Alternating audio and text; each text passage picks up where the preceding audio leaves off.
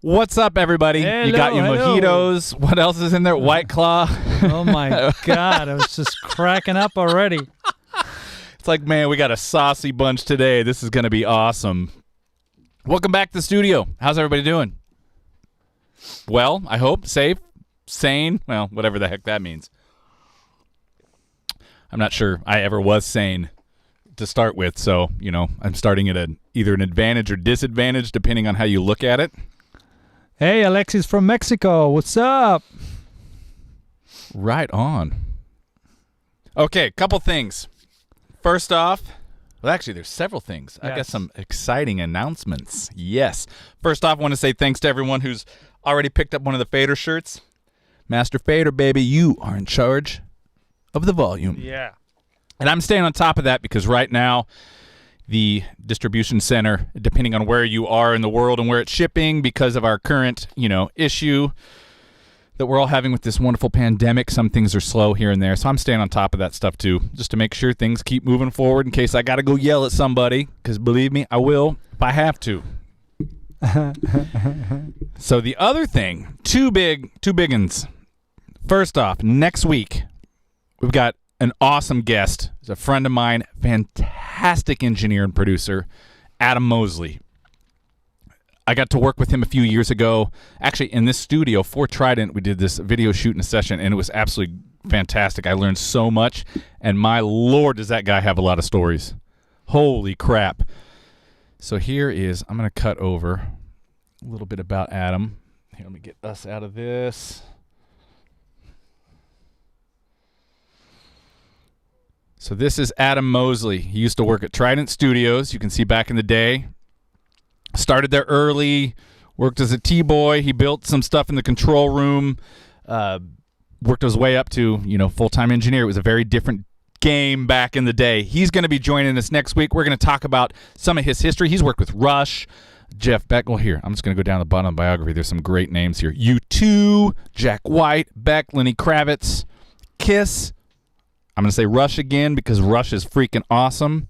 There's a great resume there, and he's got a lot of knowledge. We're going to talk about some of that stuff. We're going to talk about his time through Trident and in those early days and how that shaped his workflow. We're going to talk about what he does now with artists that he works with, how he does pre-production, what he does to get people ready for the recording process, depending on what kind of band it is, how they work through the whole process to get the best results possible. He has some really cool workflow things, especially that he does when tracking vocals that are pretty cool. And some stories, right? Oh, my Lord, the stories.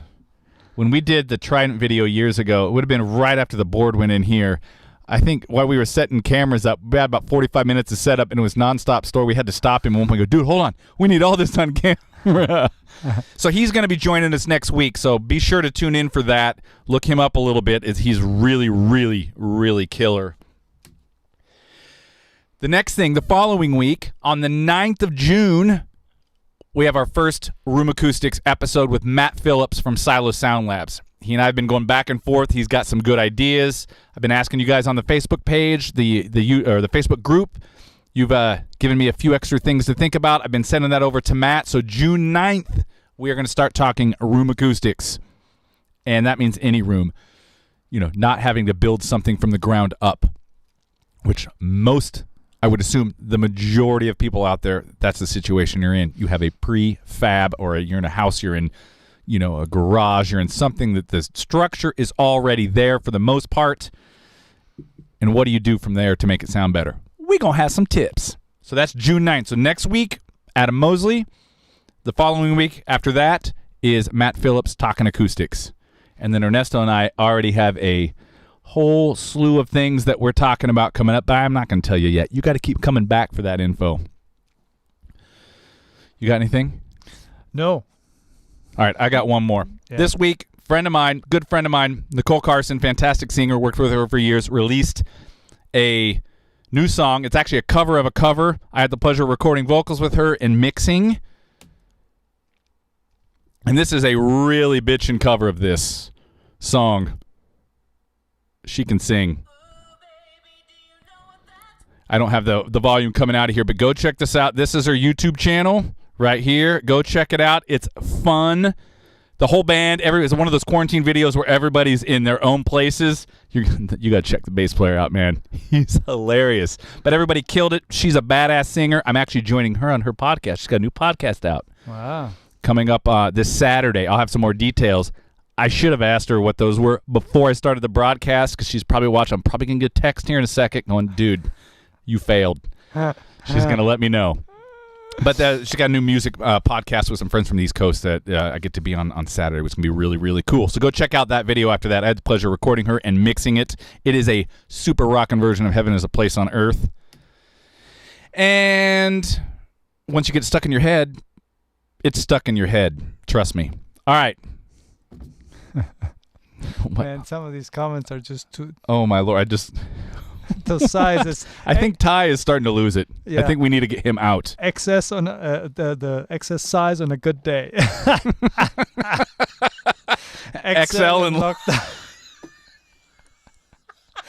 Man, you guys can brighten up any chat. Oh my Lord. Yeah, I got to say I look forward every week to hooking up with you guys because it's just fantastic. Holy crap. All right, so that's our announcements for the next couple weeks. Go check out Nicole's video. We got Adam next week. We've got Matt Phillips in acoustics the following week, and then a ton of stuff Ernesto and I are working on. Uh-oh, Nicole is on. Yes. Oh, yeah. See that dude in all capital letters with the exclamation point? That is, if she was sitting here, would be a little bit louder than what that looks like. And she'd be giving me an earful right now. But I'll get that info later. She'll send it to me. Ralph, game staging. Nice. He hasn't texted me yet. Game staging. Okay, so topic today. This is something that we actually started talking about when Matt Phillips was on and we talked about plugins, and we went a different route, which was awesome because I learned a lot in that live stream. But one of the big things that Ernesto and I have been talking a lot about is actual gain staging. Through your recording process, the mix process, even recording your instruments. If you're plugging straight into your interfaces, doing your guitar, your bass, that sort of thing, all your instrument ins, paying attention to what the actual volumes are, not clipping and distorting, understanding the kind of the mixer of your particular DAW, whether it's 32-bit float, 64-bit, whatever. Actually, Ernesto was educating me on that before the broadcast started. Very fascinating. But all this stuff has an effect on the output of not just volume-wise, but also the sonic output of what your songs sound like. And for me, I always, one thing that kind of came up this week, I had someone send me something to mix, and there were some tracks that had been recorded way too loud, and we had to actually have them re-record them because they were clipping. But it was a DI on an instrument using a plug-in that was bringing the volume back down. But once the plug-in was off, I could hear it right away. So just being diligent when you record, using your ears and making sure that your volumes are not clipping. That's the first thing. Yeah. And basically, we always have to remember that a lot of the mentality of recording came from an era where they used tape, and the whole point of, cranking all that input was just to avoid the high noise floor of tape, which had a lot of hiss. So, hey, man, we got to, kill that tape, and tape adds a little bit of natural compression, which digital does not have. So when you take the tape mentality and bring it over to digital, it doesn't apply, so. Right. You're not going to saturate your hard drive. I mean, if you have SSDs, there's not even anything spinning in there. Yeah. And I think, too, when you're in the DAW, and this is something back when I used to teach studio drums that I'd see guys, they'd be looking at the meters and they'd be trying to get it up there. And if I'm looking at the numbers and paying attention to what my levels are, and I may be down at -12, -15, where if you've seen any of our stuff, that's where I like to sit things when I'm recording in. But they look at that and go, oh, look at all the headroom. It's not loud enough, but really it's, I'm thinking of the big picture of what it's going to go through, whether it be a plug-in, obviously analog gear, that sort of thing. And then my final master output, making sure that is not getting blown up. Because if you have and I may be kind of getting ahead of myself with some of the things we're going to talk about, but if you got all this stuff so loud in your mixer section, once it comes to that master out and it comes back out and you have to print it, it's going to your interface, you only have 24 bits. You're most likely not even theoretically there. Mm-hmm. It all has to come down. So if I stick a compressor there, an EQ there, and it's just getting slammed from the get-go, all of a sudden my compressor is seeing especially in analog, it's seeing way more signal than it needs to, so it's reacting, it's saturating. My EQ, if I do any high-end, it's the same thing. That EQ is seeing so much more signal than it needs that it's already creating a sound just purely because that level's so damn hot. Yes.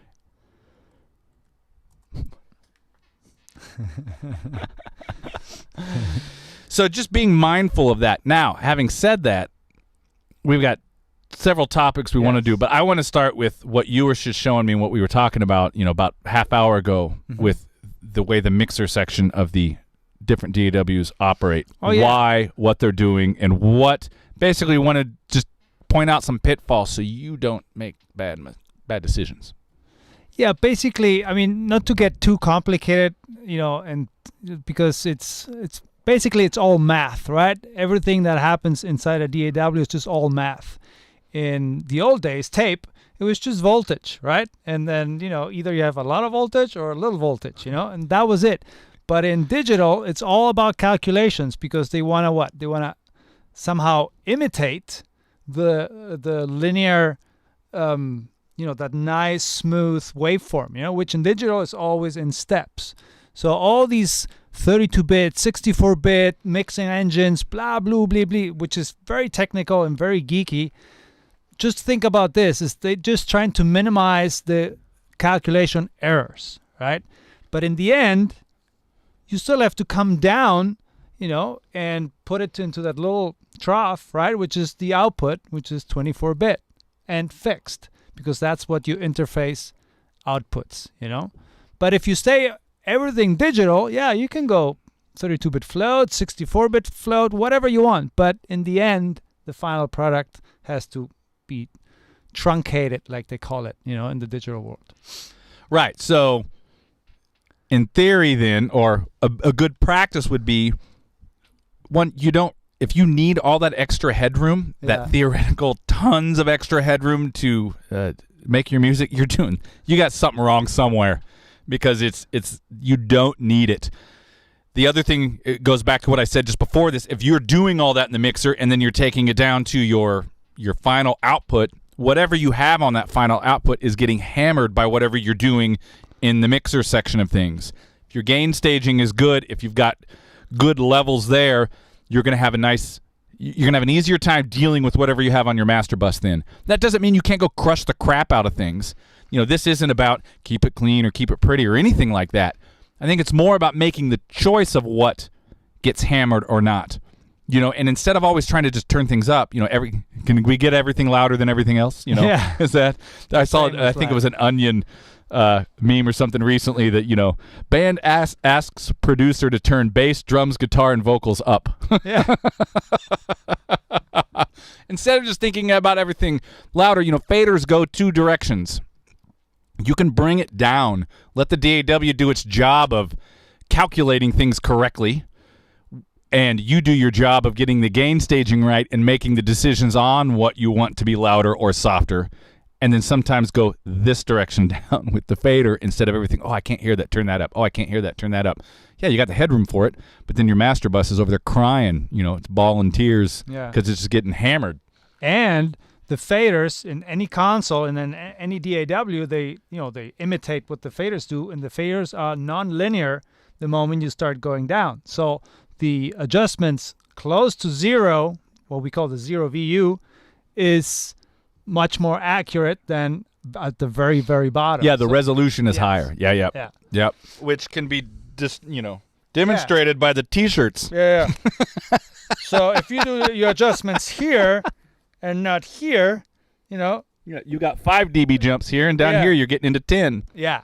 So, so if you record everything around here, then the sum of everything will be around here in the master bus. That really is some shameless promotion right there. Hey, it's all about being visual. But that is true. I mean, that's why if that's why I actually use the gain plugin sometimes if I need to adjust the level of, especially if someone else is sending me tracks, because I don't always have control over how they record things. So as long as it's not in that clipping range where it's literally just flattened off and truncated where you hear that digital distortion because the I/O has been clipped, as long as it's not that, I'll take a gain plug-in and step things down into a range where when I'm moving my meters, I'm not, minus 30 or something like that, where it's a little bit closer to the top. And for me, a lot of the times that stays right around 0 once I use the gain, because it comes out on the Trident here. And then my movements here, a lot of the times it's the first 10 dB where I'm at, in the first 5, that's where it works out. So my resolution is the best. So small jumps, you can get nice fine-tuned volumes. And then the other thing what this whole 32-bit float or 64-bit float, for example, Pro Tools HD, which is, on the $2,000 just for the software, they have a 34-bit float mixing engine, right? So that means you can, listen to this, you have a theoretical headroom of 12,000 dBs, right? That's what I tried to play drums that loud last night. So I couldn't. Yeah. So, but is it because we need things to be so loud? It's like, no, because of all the calculations that happen between when you have your file, right, which is usually comes from a 16-bit environment or 24-bit environment. That's your wave or your AFF that you have in the track. And then it goes to plugins, right? And then that gets represented as 32-bit float in the mixer, and then depending if you have Pro Tools HD, it will become 64-bit. So that's all some sort of conversions that happen all digitally inside, which is apparently what they call the color of the DAW. It's like however those calculations are made, then it goes back from 12,000 dB of headroom, goes back to just 0 dBFS.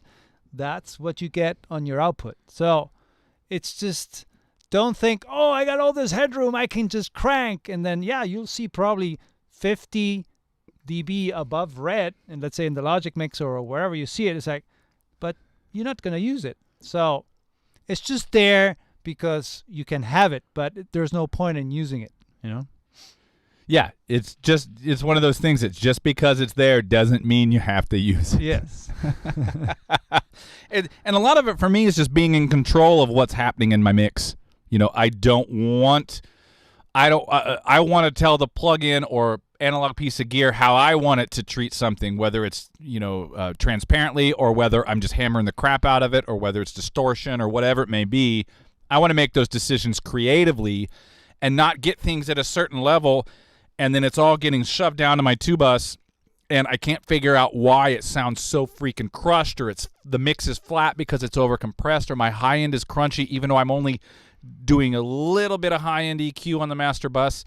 When that happens, and it doesn't happen too much anymore, it used to. I mean, this is part of the learning process. But when that happens, I'd have to go back to, instead of trying to adjust on the master bus and EQ or recompress that, I go back to everything that creates the mix. And I start with pulling it all down. And then I pay attention to what happens with that. And then maybe I have to rebalance at that point to make sure the gain stage all the way down to the end feels good. And again, I make the decisions on the individual sounds that have a certain vibe, whether that be EQ, compression, distortion, whatever it be. Yeah, so let's just pull up this graph, right? Where visually, this is an approximation based on a SMPTE standard, right? The SMPTE RP 155 standard. And this is a visual representation of what this all means, right? So 0 dBFS is basically, it's if you are in 24 bits, right? If you're in 24-bit, 0 dBFS means that, and I took this from Logic Pro Help, where, so thanks to David over there. Ernesto does a lot of answering on those forums too. So if you happen to be a Logic user, David, Ernesto, everybody over there is fantastic. So David said it's like 0 dBFS, you have basically in a 24-bit file, which is a 24-bit word, you have 1, 1, 1, 1, 1, 1, 24 times. So that's basically That's the loudest it will ever go. There's nothing louder than 0 dBFS. There is none more louder. Yeah. So anything that goes above that basically means distortion. And digital distortion is no bueno. And it's awful. And there's nothing you can do about it. Yeah. It's there. Yeah. So it's not, oh, can I get that warm? And it's not necessarily just, it's clip distortion. Yeah. It's not, I just got my cool new OCD pedal or whatever distortion. It's clip distortion, which is gnarly. Yeah. So it's information that's not making it, So that's it. It doesn't get any louder than that. So yeah, so just try to think about the fact that what we call the 0 VU, right, on the board, right, is what majority of people agree it's around minus 18 dBFS, 20, right, around there. And then every plugin developer has their own reference, what they think 0 VU is. So when you design a plugin, that's another thing we talked about. Yep, and go check if you really want to know that. We talked about that with Matt Phillips a few weeks ago, so go back and watch that live stream replay because he kind of goes through a bunch of that stuff. Yeah, so there's certain rules about what the DAW design elements are, like the programming stuff. It's like every plugin designer has their own little rules, and then they have to abide by the rules of the DAWs and the operating system. So all these elements somehow create a set of conditions, but sometimes you think, okay, so what's my one reference where I can go by? It's like, well, think of 0 dBFS. It's like when everything goes there, it's like it's no good. Correct. Ty, to answer your question, he says, what do y'all think about preamp sweet spot? Are you on the hunt for it constantly or only trying to hit that minus 15-ish area? All right, I think I probably need to clarify because I say minus 12 to 15 all the time. That is my recording volume. It has absolutely nothing to do with how I set my preamp. So, for instance, the first 8 channels, the Trident, I have Lundau input transformers, which I'm actually going to get 8 more for 16, and the rest don't. So I put the things in that first 8, say on drums, of the things that I want to be able to get some of that wonderful transformer saturation. So I play a lot with my input gain into the pre to make that react the way I want to react. I simply use the output fader on the board to set my level into Logic. So sometimes all you see on the there's right. Well, I can't get over there with the mic, but right above the faders up, there's another set of LEDs that give me the input, how hot the input is for the actual mic pre, the gain. Sometimes that lights up red and never lights up another color because it blows up in such a great way. Oh, yeah, you want to go back the other? There we are. Blows up in such a great way that I like what it's doing. Sometimes I want it cleaner and to be less colored, and I back that down. Then the fader, regardless of how I do that, whether I'm hitting the crap out of the input or I'm just lightly hitting it for a less colored sound, regardless of that, I use my fader to set roughly minus 15 in the recording volume. And I usually go minus 12 to 15 in that range. That's plenty of room for the, hit or something that you miss, and all of a sudden it's, at minus 9 or minus 8, or if something hits minus 20, we're at 24-bit. The noise floor is so far down, I don't need to get up that hot, but I stay away from any clipping. So sweet spot really kind of depends on, I guess I'm always searching on a per song basis, I guess is how I would say I do it. What's this song? How far can I push it before I get in trouble? And where am I going to leave it at? Then the next song's a different song. So I may hit the pre's much lighter. I may hit them much harder. I don't know. It all depends. Does that answer that question? I hope. Well, I know what it means because the other day I got bitched at, by Charlie because the red light wasn't I hit. have never bitched at it. Wait. Because the red light on the mic pre on the Trident wasn't tickling, right?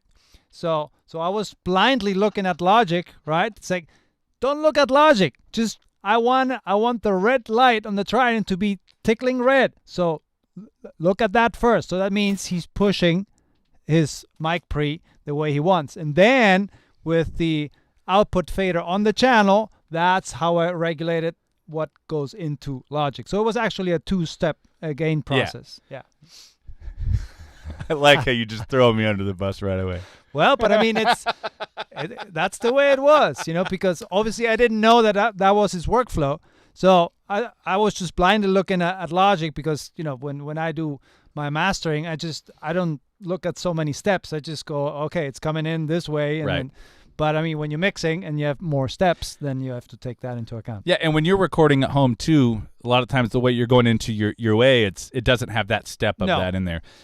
So for me, I'm using the board as a color box still. So I'm deciding how much of that or how little of that color I want, and then I hit it accordingly. I hope that answered your question. It'd be the same thing if I had a Neve pre or anything like that you could push the input that has that, that saturates and has that wonderful harmonic distortion, anything like that. And I tend to err on the side of, I always like to blow things up a little bit. Clean isn't really my thing. Yeah, and then also the other thing you have to keep in mind is like if you use outboard gear and you use, for example, in Logic you have the I/O plugin, right? So you're sending on that same channel, you have an insert, I/O insert. So you're sending out to, let's say, a hardware compressor and then comes back. You can't clip that either because you're using the converters of your interface. So the interface is, again, it's 24-bit. So even on the Logic mixer, you'll see 0 because the Logic mixer, in theory, cannot clip because it's 32-bit float, which is 1,200 dB of headroom. But it doesn't matter when you stay. About how loud I talk. Yeah. But it doesn't matter when you stay inside the mixer, but you use an I/O plugin, which means you go outside to your of your DAW environment, the digital environment. You go back to analog, so that means conversion, 24-bit fixed. So you got to be careful. So you cannot be clipping the input and output when you use the I/O. So be careful. Yeah, hey, Ty, just I was looking at your next comment there. You say that you're right. So it's -12, -15 at my conversion. But you say that's kind of a luxury. That shouldn't be a luxury. That should be something that you can do no matter what your pre's are. So even if you're using a built-in box, a Focusrite or a UA or something like that, you'd still shoot for that. Okay, you can't maybe push the input in the same way because those pre's aren't designed that way. You might have to pad things down. Then if you had your outboard gear that had input and output attenuation, then you can do that with. But even on, if I was using like the Motus, right now I have an 8 pre out there by the piano I've been writing, and I've just been using that thing. And it's the same principle there. If I'm playing and it's too freaking loud, I have to turn the pad on and make sure I stay down in that range. Yeah. I just can't, that kind of pre you can't push because it doesn't have the input transformer. Yeah, and usually on talking about. on I would say cheaper interfaces, that don't cost $2,000. So for example, if you have an Apollo quad, which is the rack unit, that's $2,000 and up. So those have, detection if you're going line in, instrument in, all that stuff. But if you have, let's say, a Scarlett, more affordable, and you plug in your instrument, you only have two things. You have either line level or instrument level. So you choose instrument and just hitting some chords, right? If you have a somewhat loud guitar, it's already clipping. See, so let's say you have active pickups or anything that's pretty loud on a signal, and you go into these affordable interfaces, they'll be clipping like crazy. So if you don't have a pad there, it'll go in your DAW clipped. There's no way around it. So you gotta see how it gets into the DAW. So that's where you look at your levels. And I was just answered Ty kind of saying the same thing about that, so I may have missed this, but so you might have said this. I may be repetitive here, but all of these interfaces have a different headroom.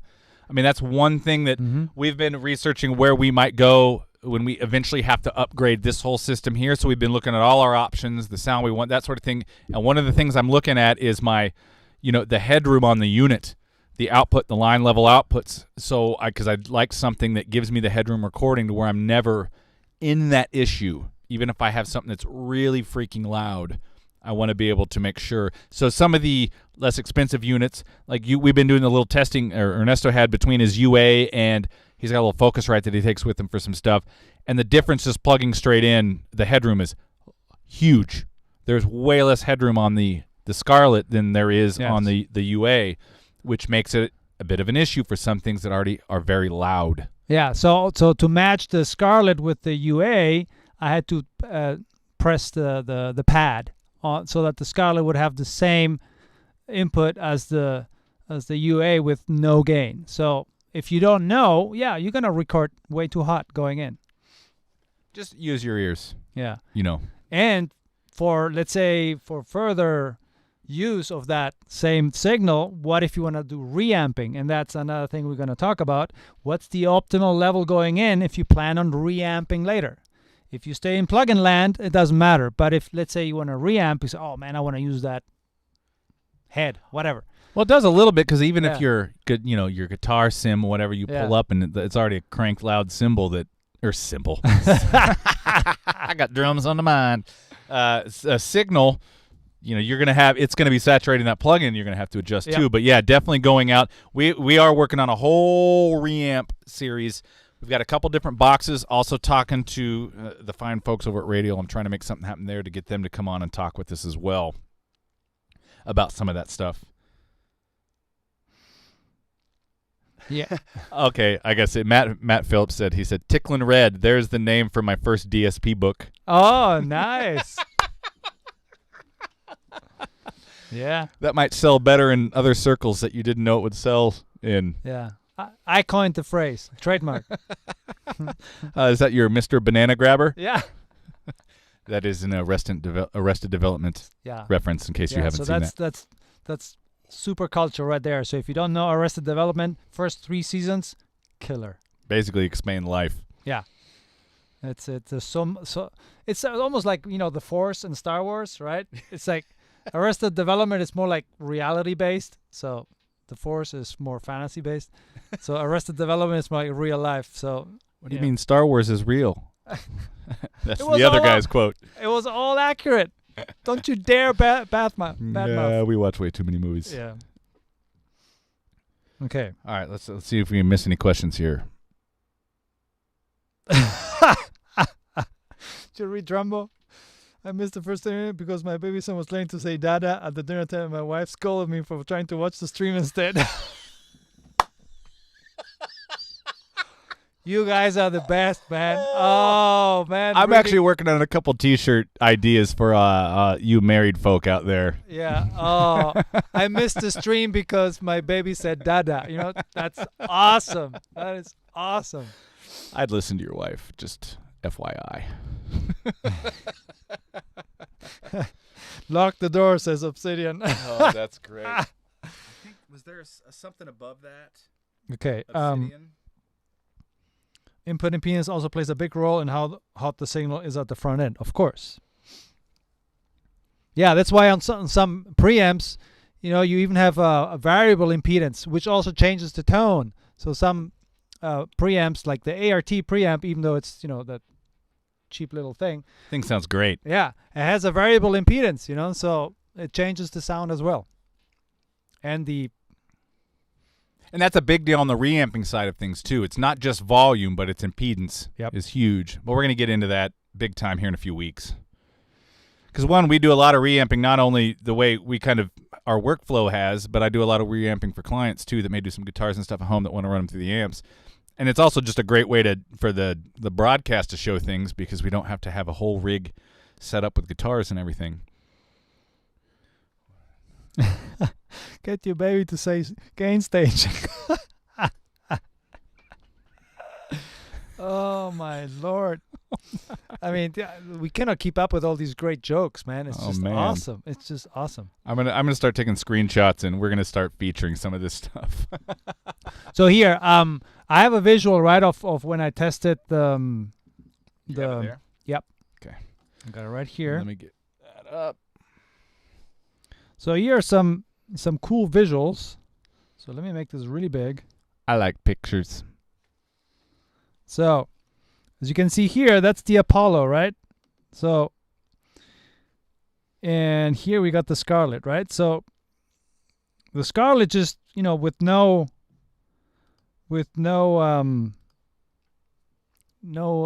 gain, whatever, is already this hot, right? So, I'm not gonna play it, obviously. I'm just gonna mute it, but we didn't set up the audio anyway. No. So, but if you look at the meters. Look how hot that is. Oh, let me kill this guy as well. So yeah, so that's just the guitar going straight in. And this is like, it's not a hot pickup, it's just 8-9K, PAF.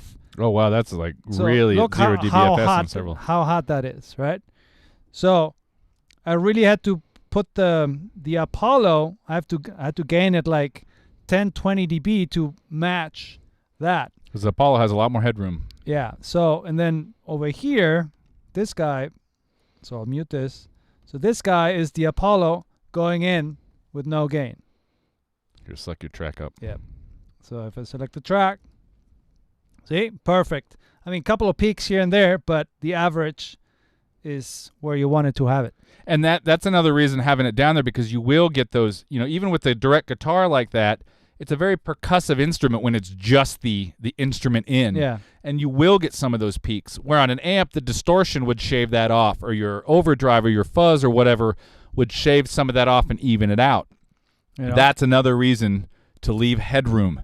If you were, like you saw with the Focusrite, if you're recording louder, those peaks hit 0 dBFS or worse. They try to go above that, and it just shaves it off. And then here I recorded the bass, right? So this is the bass with, let's say gain halfway, look how loud that is, And then I had to bring all the gain way, way down. Basically, I put the gain on 0.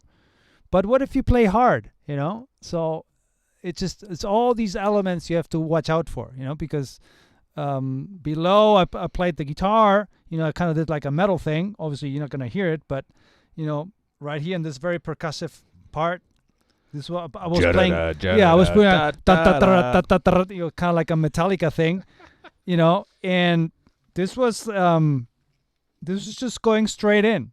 So no pad, nothing. It was just straight in. So then I put the pad on, and this is basically what you get. So when we look at that, gotta select the track. Right. See? Look, I mean, it's even hitting the yellow anyway. So that's with the pad on. So plenty of signal. Plenty. Oh, yeah. Don't need any more than that. Sorry, I keep looking around. We changed our setup with the compressor that feeds out to the broadcast, and I keep hearing things in my ears, and I can't tell if it's just coming off our headphone amp or it's going out, so I keep fiddling with the levels. It's the downside of changing your setup right before you go live. I didn't have time to test. So yeah, so imagine you have 3 or 4 tracks that have this big of a waveform. You master bus. So here, let's just see. I'm gonna have all these tracks playing at the same time, and let's see what happens to my master bus. So there's my stereo out. Let's see if it hits the red. Oh yeah, look at that. Right there. Look at that master bus. Oh yeah, no bueno. See? So just 4 of these tracks, just 4. So imagine people that love to layer, right? In digital, we all love to layer. Oh, I'm going to put 8 guitar tracks just to layer. It's like, imagine if all those 8s were like that. It's like, yeah. So just, pay attention. Yeah. Focus. All right. I saw a question here. Where was it? And then, Paul John, he says, do you ever have weird phase issues when using the Morley ABY? That thing's on its way out. There's a radial box that I'm going to be switching to here soon. It served itself well. I have noticed things, you have to be very careful with that. I have an active and a passive, and I seem to have similar issues with both. Sometimes I do feel like I get a bit of a phase things, and I have to adjust how I'm working. Or a lot of my times when I'm reamping bass, if I'm running bass tracks live, bass players here, and we're doing stuff, a lot of the times I'm running 2 amps plus a DI, and I may go into the little labs so I can have a good DI. Then I take the split out and I go to and feed the amps. And I have noticed issues sometimes with that Morley letting sound come back. Mm-hmm. I'll kick the distortion on one of my bass amps, and all of a sudden my DI signal that's all the way back at the little labs or whatever I'm using has got distortion on it. Yeah. And it drives me insane, so I have to completely redo. We've had to do some creative workarounds to try to get that to work. So that is, there's been lucky so far to figure it out and make it all work, but that piece of gear is it's a short timer now. It's on its way out the door. Well, not physically stay in the room back there, but it won't be getting used as much because there's I think it's the spotlight, the radial spotlight that we've been looking at. It's a 4-way distributor. You know, they also make a great ABY that doesn't have that issues, but I'm opting for the 4-way. Yeah, and hopefully we'll get the radio people as guests at some point. Yep, working on that. Excited. You know, we've been talking with them. Super excited about that because they make fantastico gear. Fantastico. Yeah, that means fantastic in Spanish. Okay. Yeah, okay. Stick with me. I'll get your. I'll teach you guys. All right. We might go back to the main shot, right? Oh, here we go. Ah. I got to get in the switch. Boom. There we're back in the main shot. All right, what else? I gotta look at all these jokes now. You know, I'm missing some of these jokes. Yeah, Obsidian sometimes using an outboard compressor when you're doing DI guitars can definitely help. It depends on what type of sound you're going for, though.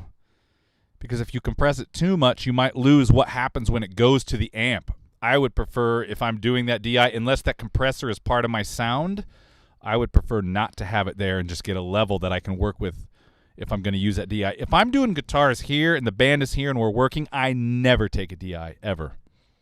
If I don't like the sound, when we get to mixing, we re-record it. Oh, here's a good question. What about the opposite when you're not getting a strong signal from a condenser and distorting? Usually with a cheaper mic pre, and unlike a dynamic, you can't use something like a cloud lifter. Oh, man, that could be the mic pre. That could be bad phantom power. Mm-hmm. I'm trying to think if I've ever had that actual issue. I have had a bad cable create that with a condenser before, where it crackled. Mm-hmm.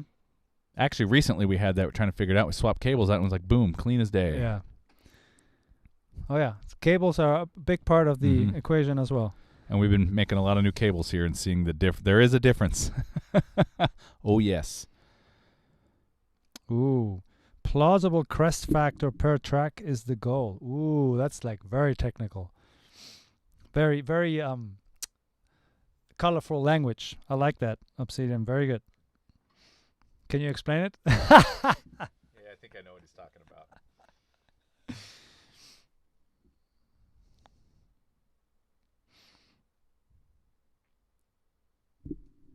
John, to answer your question there, you say you've always do, clip gaining really hot, raw tracks. If you're recording them, I mean, if someone else is sending it to you, there's nothing you can do. You just got to do whatever you can after the fact to make it work, unless it's flat out just clipped and unusable. But that's one thing that I really have strived for over the past few years, of getting a handle on all my inputs so I don't have that problem. If I record something and then after the fact I'm having to go in and do any sort of clip gating like crazy to fix it, then I didn't record it well enough, period. So if you're recording it, really focus on trying to get that to where you're controlling all that stuff going in.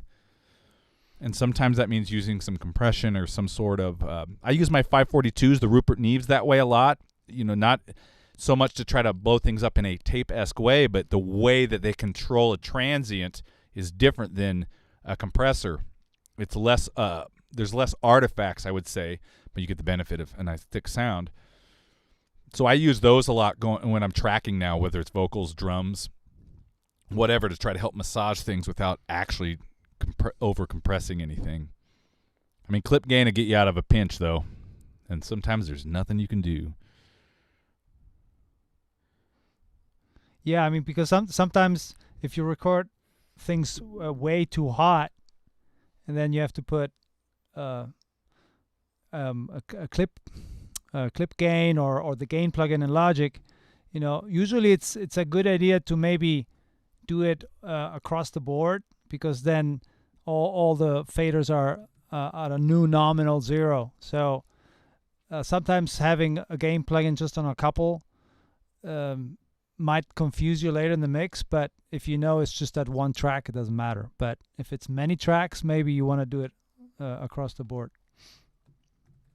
And some of this too takes experimentation. There's more than one way to get around all these problems, and you'll have to just figure out, given the gear you have or the control you have over the session or what you're trying to do, the way that works for you to get to that point. We're just trying to throw out ideas that have helped us, or things that we've noticed that has been sent to us to either mix or master, those kind of problems. But a lot of the things that I've kind of started doing when I'm tracking, whether it's compression, whether it's the saturation or any of those sort of things, were a lot of trial and error to try to get my levels under control, or whether it's me pushing the inputs on the console into the transformers and using that as a form of saturation to kind of control. All that there's a lot of trial and error in there because I wanted my mix process to be mixing and not fixing. It drives me, that a lot of the times our mix process starts with like 40% fixing before we even get to the mix. And if you're doing that much fixing, your mixing isn't going to be as good as it could, whether it's a headspace thing or whether it's just that's because the raw tracks you have to work with, even after fixed, are still not as good as they could have been had they been recorded correctly. So I guess, long story short, experiment with different ways to get to that area, and then kind of start coming up with your workflow for that.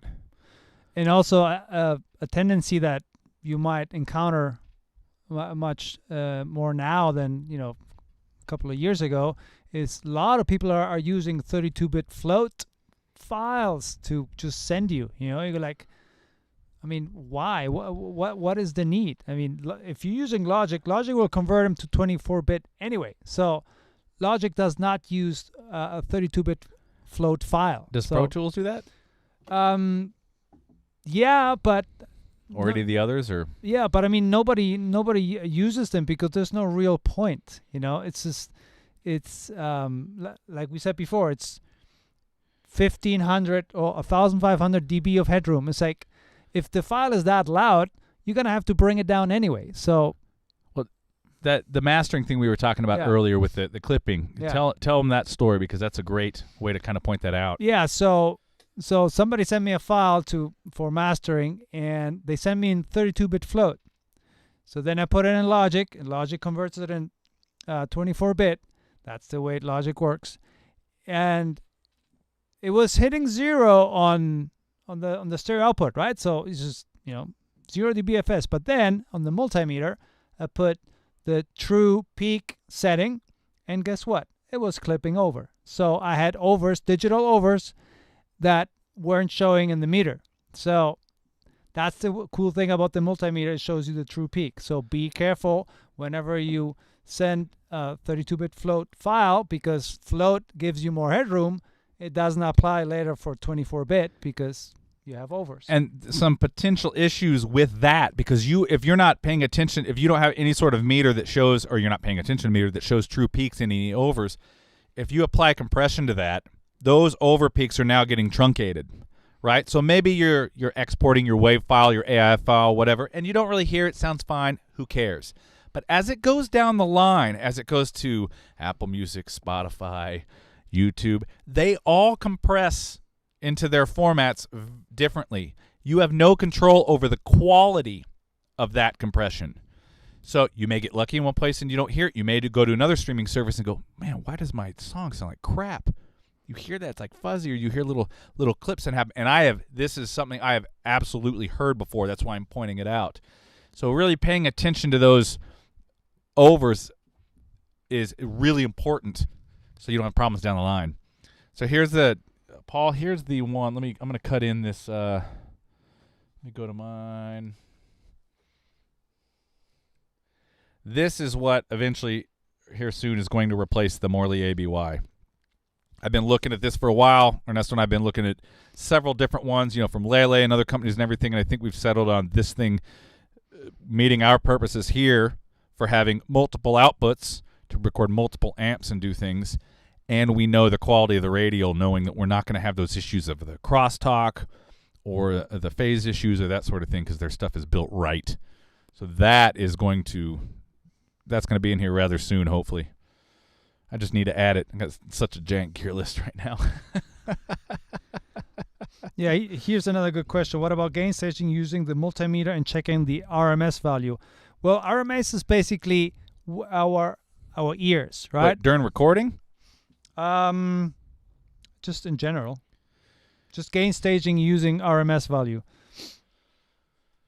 Well, RMS is basically your ears. So if you want to check for digital overs, use true peak. If you want to go with whatever we as humans perceive, loudness we perceive, then use RMS. So maybe use RMS for mixing, but then check true peak if you're having overs. So it's just metering, right? So whatever sounds best to you or gives you the best workflow, use it, but always check for overs, digital overs. And for that, use true peak. I see a couple of people talk about the reamp thing. Paul, I saw Eric saying a reamp video would be amazing. Yeah, Ernesto just picked up the JCR. JCR, yeah. Which actually, if you go watch the first video from, oh man, I totally forgot that in the freaking updates, man. We'll get to there. The first video from the Circus Tuesday miniseries, we ended up reamping everything with the JCR because after we tried it against the Little Labs with the sounds we were going for, we just the JCR, in our opinion, hearing things sounded much better for what we were doing. They make good stuff. And I just built a DIY recording one too. I shot video of the recording of me building it, which took about 20 minutes. And I've got some samples I need to finish recording. Then I'll put that video out too. And then we're going to do a big reamp with a bunch of these to see how they sound. Yeah, the Lele stuff is good as well. I mean, Lele I think are German. So. Then I do have the ecstasy back here too. Oh yeah, the ecstasy is over there. Yeah. I always forget about that one because it never leaves the side of the console. It's always there with my guitar pedals for mixing. I always forget that I have that thing. See, that's how good that piece of gear is. It sits there always working. I just plug stuff into it, and I never have to think about it. It just works. That's well-built gear. Or any hardware that you always use for one or two particular things, and it, you basically never really change the settings. That's also great. Because sometimes with plugins, right, you always fiddling, right? It's like, ooh, try this, try that, try this. Ooh, let's try this setting. Try this. With hardware, it's just, well, this works, so you just leave it there. It's great. See if I missed anything. Oh, what happened? Yeah, this is a huge topic because there's at every you kind of have to really stay on top of it and make it a habit of paying attention to this stuff as you're recording, mixing, mastering, overdubbing, whatever it is, because at every step, every time you add something new, it disrupts that stage that you're on. So if you have everything set nicely and the gain is great, and all of a sudden you go add 3 new overtub guitars, and then you add some tambourine that's really percussive, all of a sudden you're like, oh crap, you have to adjust things a little bit. So you have to make it a habit of just staying on top of that as you go. Mm-hmm. As you do that, it takes a little time. I mean, man, if I pulled up, and maybe one of these days we're going to do this, we're going to pull up some masters or mixes we did. This would have been 20-some years ago now, wouldn't it? With Forrest. Yeah. That we ended up having mastered at Capitol. Our gain staging was so bad. I don't know how. I think that was Everin at the time. Yeah. He was so nice. So nice. But he was rolling his eyes. So yes. God. I mean, oh my Lord, what we had done we had basically made up for bad gauge staging just simply with the master fader adjustment and some limiting, and it was terrible. Oh. Because we weren't paying attention as we were going. You start out with a couple things, it's fine. You add, and we're like, oh my God, it's so loud over here. So staying on top of that from the start is important, and then paying attention to it. The more you do it, the more it becomes second nature. You don't even think about it. You're just doing it, and you're paying attention to what you're hearing that way too. Like I said, because sometimes maybe you want the effect of something being overdriving somewhere, but that should be your decision and not the byproduct of not paying attention to your gain staging. In my opinion, that is. Yeah, Paul, the ecstasy's awesome. I need another one.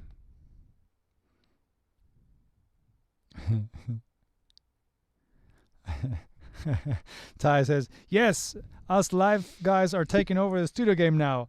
Let's teach these fools how to get a kick sound in 9 seconds and not 9 hours. Man, this about 7-8 years ago, I was playing with Adrian Galish, and we were playing down at Nogia Live, and we were opening for Ingve, and it was me on drums, obviously, Philip Bino on bass, Adrian on guitar, and Maureen Baker on keys. And we get there while Ingve is doing his sound check. Well, I mean, he wasn't on the stage at that point, but the drummer's hitting this giant kit, shoved all the way in the corner because, if this is the stage, the drums were right here because this was all guitar amps. Yeah. Two of them were on, but it was like 3 high, all guitar amps, right? And the drummer's got this giant double bass kit, and he's hitting the 10-inch rack over and over. We show up, kind of looking around, we're hanging. 5 minutes go by, 10-inch, still. 10 minutes go by, still on a 10-inch fucking rack. And, man, at one point I think I said out loud, I'm like, if it takes you that long to get a sound out of a 10-inch rack tom, either you suck as an engineer or get a different rack tom. Because it just didn't stop. It didn't even get down the rest of the kit for another 20-some minutes. I'm like, oh, my Lord. I'd have been done in the studio in 2 minutes. But yes, Ty, I totally understand. Oh, Paul, You live sound guys that know how to do that. You got my respect, man. Holy crap. Yeah, Paul, we were at the mastering session with Everin. Oh, yeah. I mean, we will watch him cringe, It was too funny. Yeah, that was a good learning experience. That was a long time ago. That was 20 years ago, I think. That was a really good learning experience. And a lot of things changed for us after that. And I think we went into high gear on experimenting and trying different things that we still do now. I mean, Ernesto does almost all my mastering, and I get stuff, if I'm in the middle of a mix and I'm like, okay, I think this is right, but I'm not sure right here if I've gone too far. I send it to him and I let him know, and he'll give me some notes, and I'll maybe make a change or two, send it back. We still experiment that way now in real time in the middle of actually working on projects for artists, and it helps a lot. But all that time leading up to making the mistakes, we're all going to make them. It's just going to happen. I still make mistakes today. Everybody freaking does because you're trying to take chances or you're trying to learn new things. But as you're going through the process of building the habits and actually learning how some of this sounds, because a lot of it was training the ear to understand what we were hearing, especially with getting the right gain staging, how things opened up in a mix, how things saturated or didn't. That took a little while in practice of hearing. But as you do that, you won't even notice it, but all of a sudden you'll look back over the last year and you'll be able to hear the progress of what you're doing. Oh yeah. It's kind of like when I was in music school and I used to record myself. I had tons of cassettes, right? And you're in the middle of it. It's the old adage of hard to see the forest through the trees. Every day you're mixing, every day you're practicing, whatever, and you're thinking, man, I should be getting better. Why isn't this like this? But then you go back and you listen to something you played on a year before and you realize, oh crap, I am way better than I was. So having some of that perspective is good too. To go back and realize, oh, you are getting better at it. If nothing else, for our own self-reassurance. Yeah, and the fact that how we hear things now, we start pinpointing, oh, look at this, how loud that is. Oh, wow, that's a lot of low in there. So we're getting way more picky now. It's crazy. Don't be afraid to take a chance on things. Yeah. Someone else, you're never going to make everybody love, what you mixed or what you recorded. So as long as the artist you're working for loves it, you're okay with it, take a chance. Because wait till you hear Circus Tuesday. The mix of that, Sir Rick Fiorabracci, is definitely featured. Yeah. Matter of fact, I should have just taken the drums out and let it just be Ernesto and and Rick. Stuff's so cool, it would have been great. But that video too. I had a conversation with Rick about the recording of his parts with that went up yesterday. So go check that out too. He's a fantastic bass player. Drum video reamp coming out on Thursday, and next Monday is the mix breakdown, and then the song will be out then as well.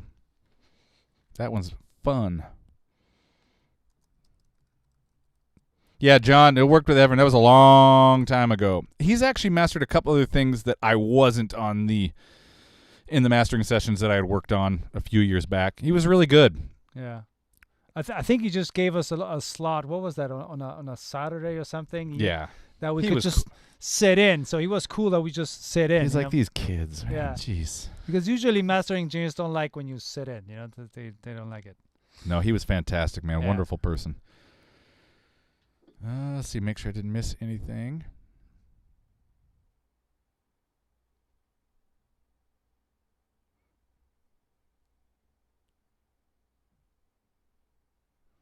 Wow. Wow, Ty, man. 91 in, 52 out, faders up, send to subs, done. As long as you have at least 32 dual 21-inch subs. Holy crap. And that's when I did a live recording a few years ago for the Hollywood Music Awards. Yeah. And we actually had 2 laptops running 2 separate rigs that were linked together with Ethernet to record 56 channels in. And I thought that was a lot. Holy crap. Oh yeah. We had what? We had what was it? 3 8-pre's, right?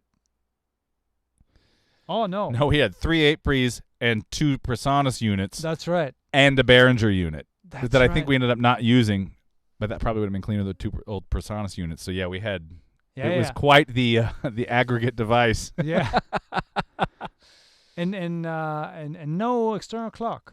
Nope, no external clock. Yeah. And it worked fine, actually. Yeah, we used the Motus as the clock, and it was great. Holy crap.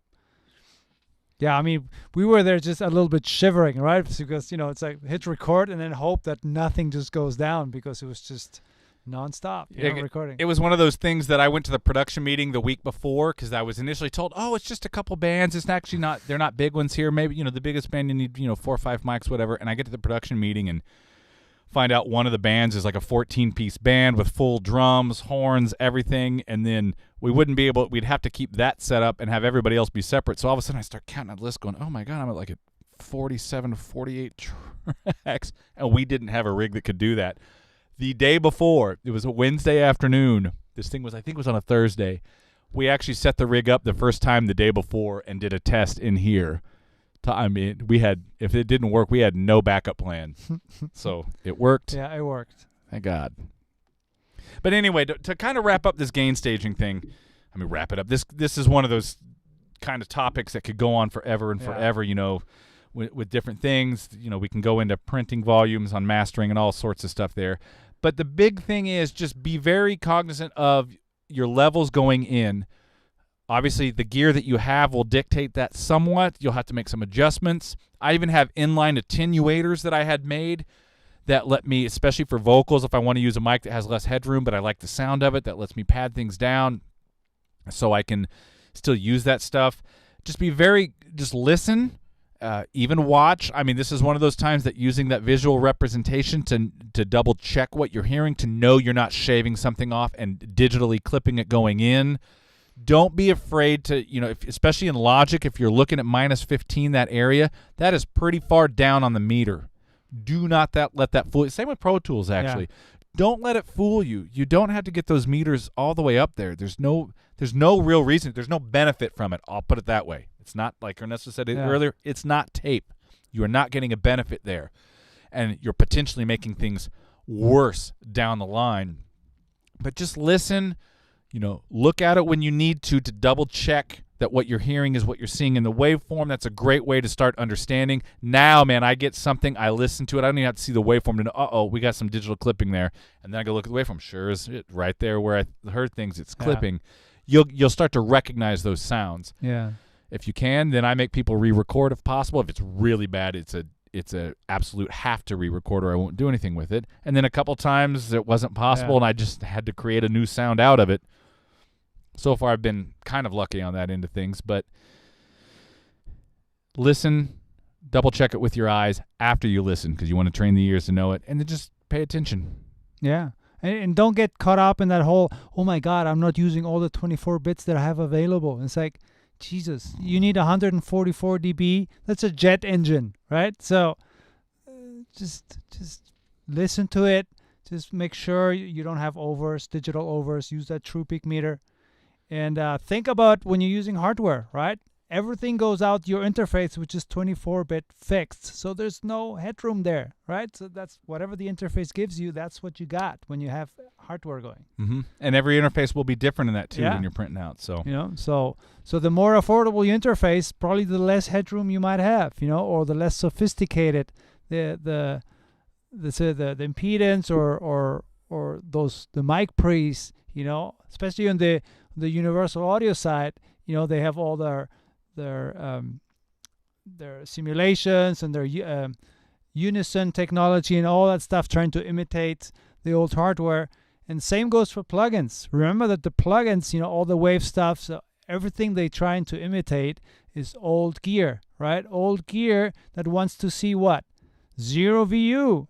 What is 0 VU? Approximately minus 18 dBFS. So no point in saying, hey, I'm digital now, I can crank that Waves plugin. It's like, no, because it's... They actually have a fixed reference of what Yeah. they're operating off of. You know, and some of the tape emulators, they might be a little hotter, maybe minus 12 dBFS, depending on the developer, but it doesn't get any louder than that. So be mindful of that as well. That doesn't mean you can't drive something into distortion. No. Shit, go to town, man. Yeah. Just make sure that you're the one doing it.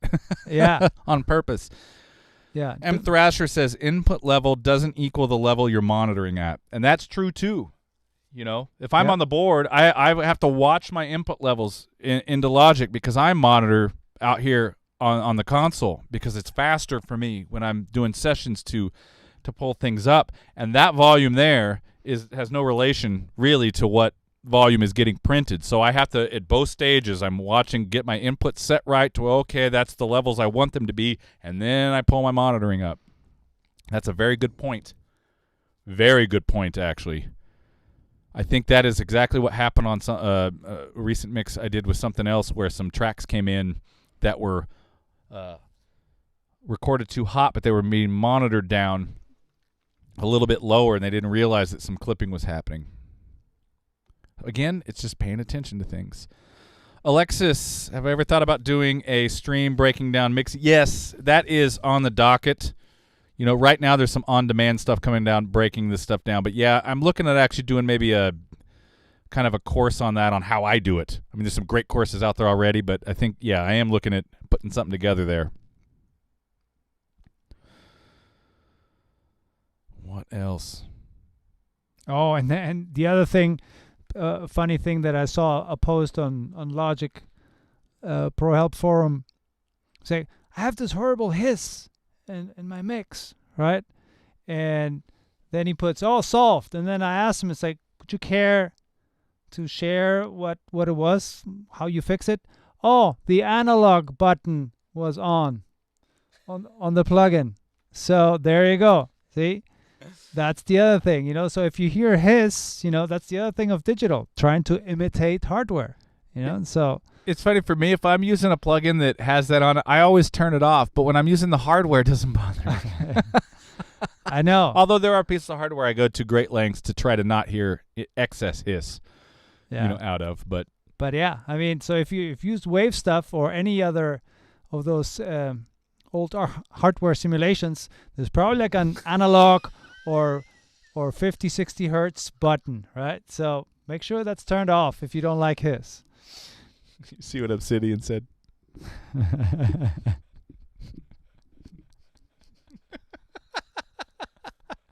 Oh, man, you guys are on fire today. That is up. All right, awesome. Recap. What's coming up? We have next week, Adam Mosley is joining us. Awesome engineer. We're going to talk about a lot of things with him, going all the way back. He was in the Trident back in the early days. Had a lot to do with there. There's some great stories. He's worked with Rush, U2, Beck, all sorts of fantastic artists. We're going to talk all about all that stuff. We're going to talk about his current workflow, how he works with his artists, you know, through pre-production, decisions that are made to get the most out of the sessions and the music. We're going to talk about his new studio, which actually I'll pull up here. His place is... This is Adam's studio, his company, Accidental Entertainment. It's here in Silver Lake. Oh, where's the photos? Oh, let me go to this page. This place looks fantastic. And he's going to tell us all about it next week, too. Some really nice gear. He's got some Trident stuff, some Joe Meek. A lot of cool outboard gear with all the Radial 500 racks and that sort of thing. Check out Adam's website, adammosley.net. You can see his bio. He's got a list of everybody he's worked with. There's some of the old Trident photos. He's going to join us next Tuesday, which is the 2nd. And then after that, on the 9th, Matt Phillips is going to be joining us again from Silo Sound Labs. But this time we're talking about acoustics, room acoustics, dealing with your rooms. Specifically, we're starting with rooms that are already built. You know, we can talk about some construction stuff too. but we're going to talk about dealing with your pre-existing rooms and how to make things better. Matt's got some great tips on how to do that. So I'm really looking forward to that. What else coming up? Oh, yeah. Go check out Nicole Carson's song, Heaven is a Place on Earth. Here, I'm going to go. I got to see, I have to plug this. Oh, I don't have it up anymore. Man. Wait, hold on. Maybe it's in. Nope. I already went away. But that Nicole Carson's Instagram, her YouTube, I had the pleasure of mixing that, recording her vocals, which is fantastic. What else? Check out Rick's video that went up yesterday talking about bass. You need some bass tracks, man. Rick is the guy. Sounds fantastic. The drum reamping video is going up on Thursday. It's short one this time because I only did one thing to the drums, but I thought, what the heck, we'll include it because it actually it helped out.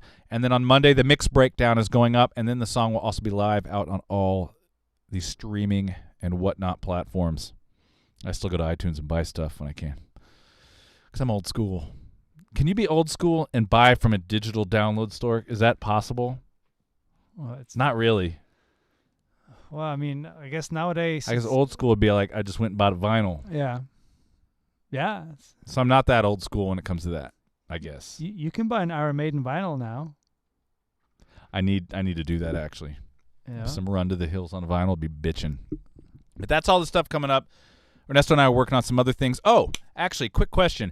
We're thinking about, because I've had a lot of questions about the different gear in here and what we like. You know, there's been a ton about the Trident, obviously, so I'm thinking about doing something that we really just kind of cover some of the what's on there.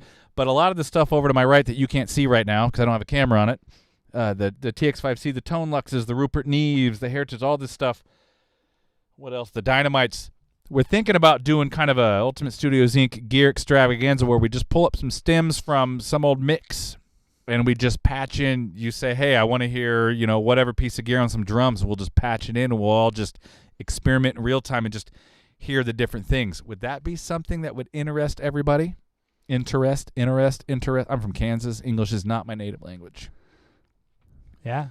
Just let us know if that's something you would like to hear. Like, in real time, right? It's like, how does this gear sound in real time on a real track? Midi old school, mild old school. Thanks, Hal. Appreciate it. Paul, did I build all the diffusers? Yes. Actually, I'm looking around. 98% of the panels I've built. I have a few real traps here. The diffusers in the live room, the wood ones I made. The skylines on the other wall, I didn't actually make those. They're RPG, but I did make the frames they're in because I stacked them 4 high, so they're 8 feet, about 4 inches thick, and each one of them is full of either mineral wool or rigid fiberglass, so they're a broadband absorber as well. So while I didn't make the skyline diffuser itself, I did make the frame to put everything in. Well, I mean, people are liking it, so yes, do this. That would be awesome. Wow, I had my Ride the Lightning CD in my car the other day. Nice! Oh, man, that takes me back to high school right there. Okay, then we'll plan a gear thing. And Ernesto's got some fine Rupert Neve stuff he's going to bring over too. The compressors and the EQ. And the EQ, the 500 series. And that EQ, the high end, whoa, boy, pretty cool. So we'll put a list together and do that soon. We got to get through these next couple weeks first because I'm so excited about Adam and Matt. That's going to be a lot of fun. Join the Facebook group. I finally figured out, I know a couple of people said they had joined a couple of weeks ago and hadn't got accepted. I realized that I was going to that as myself, and I hadn't made myself a moderator. So I missed a couple. I am now a moderator of my own group, and so I'm getting everybody in there. But that's where we can share, photos of your studios, talk about other things that we don't get to talk about during the week, here, and just generally share stuff and communicate with everybody. It's kind of cool. And I put updates through there as well. Wow, did you design them or just build them? Which ones are we talking about? The wood, I guess you could say I designed the wood. We used 4x8 1/4-inch birch, and I built the frame for it.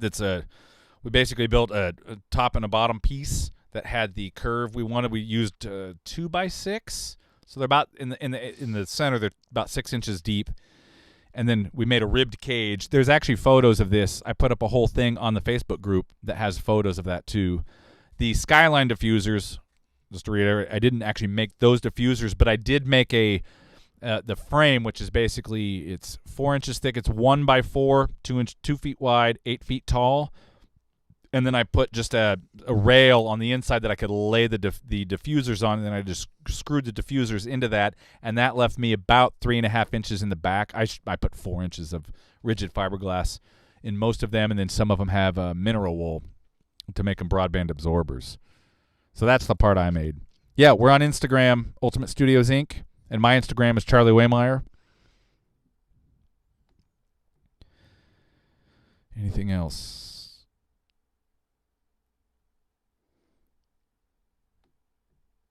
Yeah. All right. I think that's all I've got for today. I don't know any other good jokes or anything. No. Just I ran out of them. After reading all the jokes in here, you can't top. You guys this. win. We're not topping that. No, that stuff's just too killer. Impossible. I mean, it's just way too good. All these jokes. Obsidian knows what's up. Chipotle, baby. Know it. He knows. I am a creature of habit. Most of us are, but when it comes to that, I am definitely a creature of habit.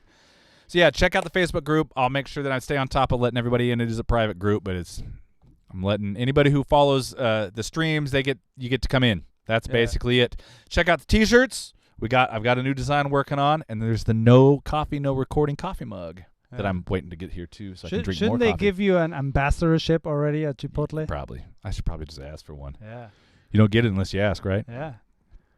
So, Hal remembers my order.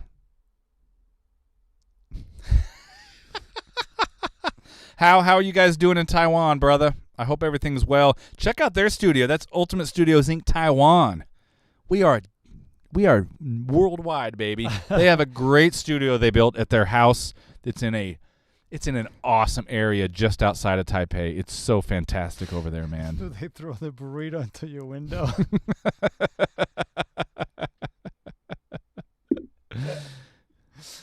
Oh man. Wouldn't be shocked if they start doing that. So, Hal doing some international business. Yeah, we were working on some stuff with them over there, and then this whole damn pandemic didn't shut all that stuff down. So, Hal, I'm going to call you soon, brother. I may call you later, actually. Say hi to Tao for me. Say hi to your mom and everybody and the dogs. So, okay, everybody. I want to say thanks for joining us today. I'm hungry, so I got to bug out. Pay attention to your gain staging. Just be diligent. Just be diligent. Make sure you're just not making your job harder than it needs to be. That's it. And then we'll see you next week with Adam. Following me with Matt. Got videos coming out before then as well. And, yeah. That's it. We out? Yep. Happy 0DBFS. There you go. All right, everybody. Take care. We'll see you.